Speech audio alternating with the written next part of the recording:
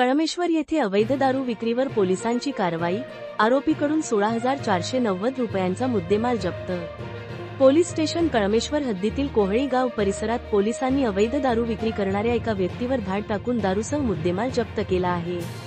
ही कारवाई दिनांक 2 ऑक्टोबर 2025 रोजी दुपारचे 12:18 वाजता करण्यात आली। गोपनीय माहितीच्या आधारे पोलीस उपनिरीक्षक प्रवीण गुडाम यांच्या मार्गदर्शनाखाली इम्तियाज शेख यांनी पंच व स्टाफसह कोहळी गावातील भाग्यश्री सुपर बाजार समोर त्रिवेणी उपहारगृह येथे कारवाई केली। या ठिकाणी आरोपी संतोष धनराज झाडे, वय 37, राहणार वार्ड क्रमांक 2 कोहळी, तालुका कळमेश्वर, हा अवैधरित्या दारू विक्री करताना आढळला। पंचात्मक झडती घेतली असता त्याच्या दुकानातून खालीलप्रमाणे दारूचा साठा मिळून आला। इम्पेरियल ब्लू 90 ml 16 बाटल्या, किंमत 1920 रुपये।